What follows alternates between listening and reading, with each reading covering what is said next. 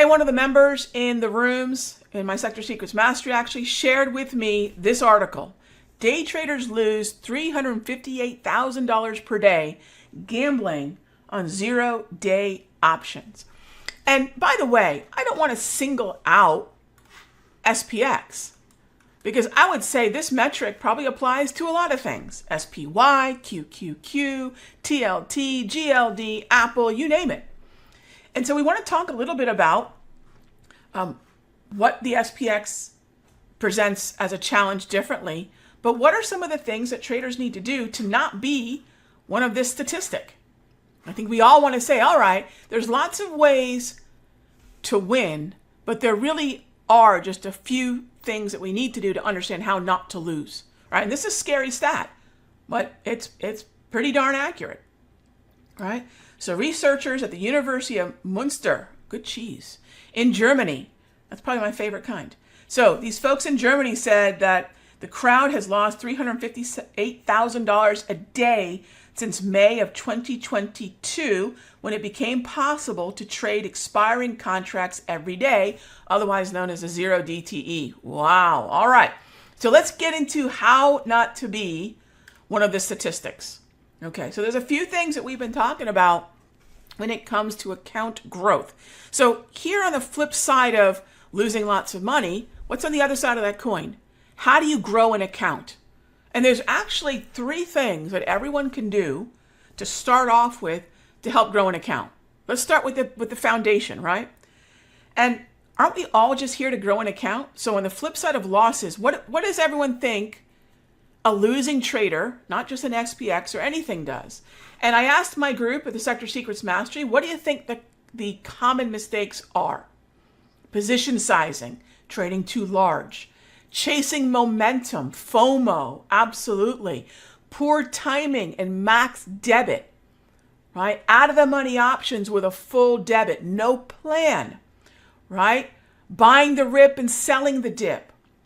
And so we all came up with kind of a really easy list of, hey, what are the mistakes that traders make again and again and again, which are particularly brutal when it comes to a 0 days to options expiration. By the way, remember, this is not the only one that's 0 days to expiration. SPY, QQQ, IWM all have 0 days to options expiration. So maybe the question is not, is SPX bad, but how do we grow an account? So the first thing we got to tackle is, how are we position sizing? If you've never sat down to have a formula to say, hey, Rag, I have a way where I can position size and not present outsized risk to my account. That's number one. What is the risk to the account? So position sizing is part of that. The other part is having a predetermined threshold, because this is an unusual aspect to ES trading, SPY trading, or even SPX trading. What is the allowable amount of risk you're going to present to your account? And are you determining that ahead of time? And even more importantly, are you following it? You know, a really easy way to know if you trust your entry strategy, and it's a counterintuitive way, but I find this works really well. Do you trust your stop losses? One of the most counterintuitive aspects of not trusting or understanding your trade entry process is, do you follow your stops? Because if you trust your stops, that means you know that your win rate favors wins. Just get through the small paper cuts and eventually you'll get to the successful side of your win rate, whether that's 60%, 70%, what have you. So if you're not following your stops, there's an underlying mistrust. And by the way, if you're not following your stops, easy way to blow up an account and lose with something as merciless as SPX. That brings up timing. The last part is timing. So whether it's QQQ, whether it's IWM, SPY, or SPX, all of these have 0 days expirations. And we all know that at the bell, these things are pretty much going to wander towards useless, because the depreciation and the accelerated depreciation of any 0 days to options type trading. Timing is the other part.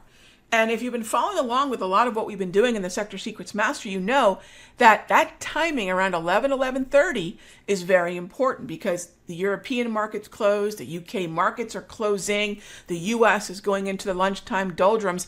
So when you're looking at your losses, here's a really important tip. Take a look at when you're initiating the trade. When are you getting into the trade?